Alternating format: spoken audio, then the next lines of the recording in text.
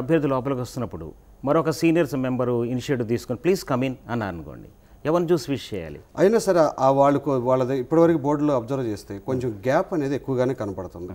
Chairman దగ్గర ఇంకోటి ఈయన దగ్గర ఫుల్ డాక్యుమెంటేషన్ ఉంటుంది ఎదురుగా, కొంత యాక్టివ్ లీడింగ్ రోల్ ఈందే కాబట్టి ఎదురుగా ఉంటుంది. మోరోవర్ ఇప్పుడు ఏపీఎస్సీ విషయాన్ని వస్తే సింగిల్ బోర్డే కాబట్టి వెంకటరామరెడ్డి గారి ఫోటో ఆల్మోస్ట్ అందరూ చూశారు కాబట్టి ఈజీగా ఐడెంటిఫై చేస్తారు. It's not a problem.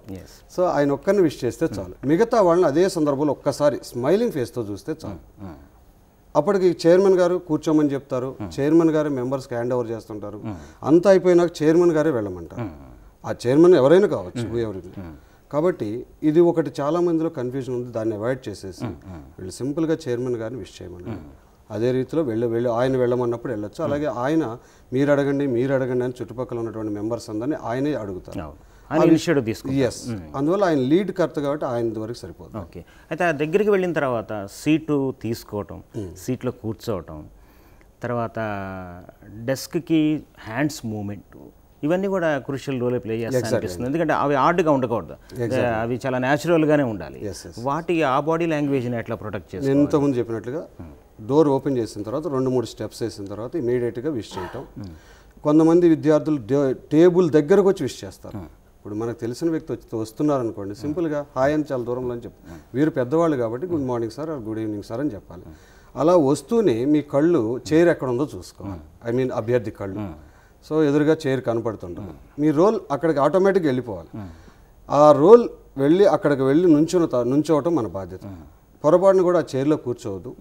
Sometimes అలా కూర్చున్నప్పుడు లాస్ట్ టైం ఇంటర్వ్యూస్లో కొన్ని సందర్భాల్లో అసలు ఆ చైర్ మీకని ఎవరు చెప్పారు, మీరు నుంచునే చేయండి అని నుంచోబెట్టి చేసిన ఇంటర్వ్యూలు కూడా ఉన్నాయి. అంటే స్ట్రెస్ క్రియేషన్ అంతే, వాళ్ళ అగౌరవపరిచే పని కాదు అది, ఓన్లీ స్ట్రెస్ క్రియేషన్లో పాయింట్లో. అలాగే ఆ చైర్లో కూర్చోవడం అనేది కూడా అనధికారంగా జరిగింది. సో జస్ట్ మనం వెయిట్ చేసే లోపలే బోర్డు మెంబర్లే సౌహృదయతో కూర్చోండి ఆ చైర్లో అని ఆఫర్ చేస్తారు. వీళ్ళు అంతకన్నా ఎక్కువ ఫాస్ట్ అయితేనే ప్రాబ్లం వస్తుంది. కాబట్టి అది ఒక జాగ్రత్త తీసుకోవాలి. ఆ తర్వాత కూర్చోమన్నప్పుడు డైరెక్ట్గా అదేదో నా రైట్ అనుకుంటూ కూర్చోకుండా ఆ సీట్ ఆఫర్ చేసిన, ఎందుకు ఇందాక చెప్పాను, నుంచోబెట్టైనా ఇంటర్వ్యూ చేయొచ్చు, కూర్చోబెట్టైనా చేయొచ్చు, అది వాళ్ళ right board right. Yes, exactly. Now they కంఫర్ట్గా మిమ్మల్ని కూర్చోబెట్టారు కాబట్టి జస్ట్ థ్యాంక్ యూ సార్ అని ఒక మాట చెప్తే దట్స్ గుడ్ కమ్యూనికేషన్ స్కిల్. కాబట్టి ఆ విధంగా అభ్యర్థులు ఆ దిశగా వాళ్ళని కూర్చునేటప్పుడే థ్యాంక్స్ చెప్పేసిన తర్వాత ఒక్కసారి వన్స్ ఫర్ ఆల్ కూర్చుంటే సరిపోతుంది. చాలామంది అభ్యర్థులు మేము మాక్ ఇంటర్వ్యూస్లో కూడా చూస్తుంటాను, కూర్చునేటప్పుడు ఒక స్టైల్లో కూర్చుంటారు. సపోజ్ ఇట్లా ఎలక్ట్ కూర్చుంటారు, కాలం గడుస్తున్న కొద్దీ ఇలా కదలికలు చేసుకుంటూ ఇలా లాస్ట్కి వెళ్తారు. ఇది కొంత అంటే బాడీ లాంగ్వేజ్లో ఎవరైనా ఎక్స్పర్ట్ రేపు అక్కడ ఉంటే అది అవకాశవాద సూచనగా కనపడుతుంది. అందువల్ల అదేం లేకుండా కూర్చునేటప్పుడే వన్స్ ఫర్ ఆల్ మీరు వెనక్కి కూర్చోవాలనుకున్నారా, మధ్యలో ఇలా కూర్చోవాలనుకున్నారా, లేదా ఇలా కూర్చోవాలని డిసైడ్ అయిపోవాలి అభ్యర్థి. అది ఇక్కడ ముందుగా మీరు ప్రాక్టీస్ చేయగలిగితే అది చాలా సులభం అవుతుంది. కాబట్టి తన ఆద్యంతం ఎలా కూర్చోదలుచుకున్నాడు అలాగే అంతే, అది కంఫర్టబుల్. బట్ ఈ ఇంటర్వ్యూ పాయింట్ ఆఫ్ వ్యూలో బేసిక్గా ఇలా వెనక్కి కూర్చునే బదులు కూర్చునేటప్పుడు కొంచెం మనం ఉండేది 20 నిమిషాలే కాబట్టి ఇలా ముందుగానే ఇలా కూర్చుంటే ఇట్ గివ్స్ అటెంటివ్ పొజిషన్. కొంతమంది క్యాండిడేట్స్ దగ్గర ఫైల్ ఉంటుంది, లేదా ఫైల్ లేకపోయినా వాళ్ళ హ్యాండ్స్ పొజిషన్ ఎట్లా ఉండాలి? నేను అభ్యర్థులకు ఒకటే సూచిస్తున్నాను, మీరు ఫైల్ని కంపల్సరీ క్యారీ చేయండి. ఎందుకంటే మీరు ఎన్సీసీ సర్టిఫికేట్స్ కానివ్వండి, లేదా ఎప్పుడైనా సరే వక్తృత్వంలోనో లేదా స్పోర్ట్స్లోనో ఏవో certificates or awards or medals whatever is there మీరు తీసుకువెళ్ళడానికి ఒక అవకాశం. పొరపాటున ఏదైనా సందర్భంలో బోర్డుతో డిస్కషన్ వచ్చినప్పుడు వాళ్ళు ఏమైనా ఉన్నాయా ఎవిడెన్స్ అంటే సారీ సార్ నేను ఇంట్లో పెట్టా అనేది అంత బాగోదు ఆ డైలాగ్. దాని బదులు ఆ ఫైల్లో పెట్టుకోండి. అది ఒక advantage with file. Another advantage, file వల్ల చాలా బాడీ లాంగ్వేజ్ లోపాలు సవరించబడతాయి. బేసిక్గా ఈ చేతుల్ని ఏం చేయాలనేది ఒక పెద్ద సమస్య. అది సినిమా నటుల దగ్గర నుంచి ఇంటర్వ్యూకి వెళ్ళే వాళ్ళందరికీ ఎక్కడైనా ఎక్కువ మంది ఉన్న చోట ఈ చేతుల్ని ఏం చేయాలని, ఎట్లా పెట్టుకోవాలని. దాని బదులు మీరు అటెంటివ్గా ఇట్లా ఫైల్ని ఇలా పెట్టేసుకొని నీట్గా కిందకు పెట్టుకుంటే ఒక లెఫ్ట్ హ్యాండ్ చేతిలో ఉంచుకోవాలి, రైట్ హ్యాండ్ ఎప్పుడు కూడా ఖాళీగా ఉంచుకోవాలి. ఎందుకంటే బోర్డు వాళ్ళు మనని ఒక్కోసారి బోర్డు ఇనిషియేట్ తీసుకుని షేక్ హ్యాండ్ ఇచ్చిన సందర్భాలు ఉన్నాయి. అప్పుడు మనం దీన్నే రైట్ హ్యాండ్లో పెట్టుకుంటే మళ్ళీ మార్చుకోవడం ఎంబ్రాసింగ్ సిచ్యువేషన్ లేకుండా. అలాగే డోర్ ఓపెన్ చేసేటప్పుడు కూడా రైట్ హ్యాండ్ ఫ్రీగా ఉంటే డోర్ ఓపెన్ చేయడం కూడా ఈజీగా ఉంటుంది. సో వీళ్ళు ఈ ఫైల్ తెచ్చుకున్న తర్వాత మొన్న జరిగిన ఇంటర్వ్యూస్లో బోర్డు మెంబర్స్ అడిగారు, ఫైల్ని పక్కన పెట్టేసేయమ్మా అన్నారు.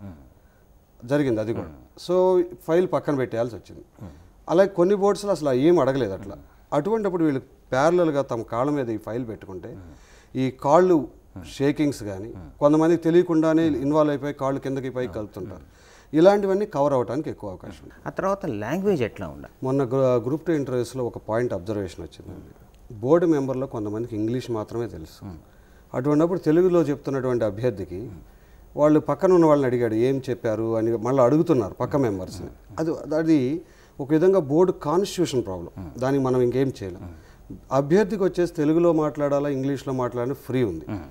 కాకపోతే ఇప్పుడు మనకి లేటెస్ట్గా అందుతున్న సూచనల ప్రకారం ఒక ఐఏఎస్ ఆఫీసర్ కంపల్సరీ ఉంటారు డిపార్ట్మెంట్ హెడ్ అని అంటున్నారు. In such event Andhra Pradesh IAS ఆఫీసర్లు అయితే పర్వాలేదు వచ్చి ఉంటుంది. అలాగే ఇక్కడ ఏపీ క్యాడర్ వాళ్ళైనా పర్వాలేదు. బయట వాళ్ళు అయితే మాత్రం కొంచెం ఇబ్బంది పడే అవకాశం ఉంటుంది. That is one point.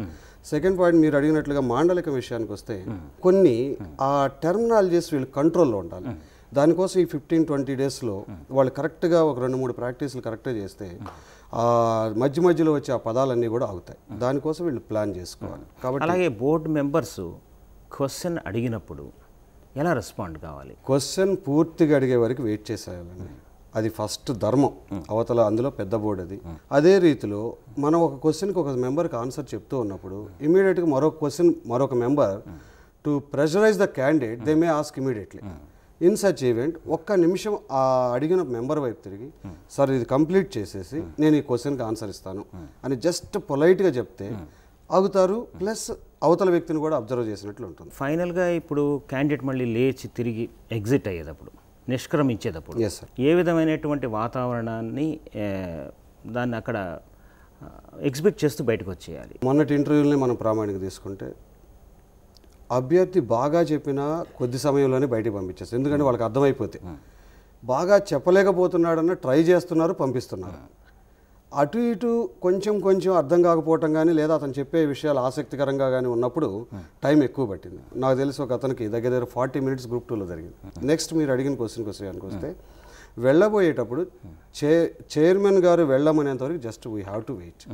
Suppose మీ ఇందాకటి సన్నివేటం మాదిరిగానే ఒక మెంబర్ ఒకరు ఇనిషియేట్ తీసుకుని చైర్మన్ గారు ఏమైనా రాసుకోవటం లేదా ఆ టైంకి ఆయన మొబైల్లో మాట్లాడుకోవడం జరుగుతున్నప్పుడు మీరు వెళ్ళమని అన్నప్పుడు జస్ట్ చైర్లోంచి స్మూత్గా లేవాలి. లేచి అందరి మెంబర్లు ఇంకొకసారి చూసి చైర్మన్ గారి వైపు ఎక్కువగా ఉద్దేశిస్తూ థ్యాంక్ యూ సార్ అని చెప్పేసి, ఎందుకంటే ఇంతసేపు నన్ను ఇంటర్వ్యూ చేశారు కృతజ్ఞుణ్ణి అని చెప్పుకుంటూ జస్ట్ కొంచెం ఆ టేబుల్ నుంచి పక్కకు నడిచి అక్కడి నుంచి బ్యాక్ తిరిగి వెనక్కి వెళ్ళిపోయి. థ్యాంక్స్ అండి భువనశంకర్ గారు. ఫిజికల్గా ఎలా ప్రజెంట్ చేసుకోవాలి తాను క్యాండిడేట్ అనే విషయమే చాలా మంచి విషయాలు చెప్పారు. గ్రూప్ 1 ఇంటర్వ్యూలలో అనుసరించాల్సిన మౌలిక అంశాలను ఈరోజు తెలుసుకున్నాం. వీటిలో చాలా విషయాలు సింపుల్గా కనిపించినప్పటికీ పాటించకపోతే ఇంప్రెషన్ పోగొట్టుకునే ప్రమాదం ఉంది. అందుకే మీకు కొన్ని అంశాలను లైవ్ డిమాన్స్ట్రేషన్తో సహా చూపించాం. ఇక రేపటి జాబ్ పాయింట్లో ఇంటర్వ్యూల్లో కీలకమైన కంటెంట్ ప్రజెంటేషన్పై గైడెన్స్ ఉంటుంది. So don't miss it.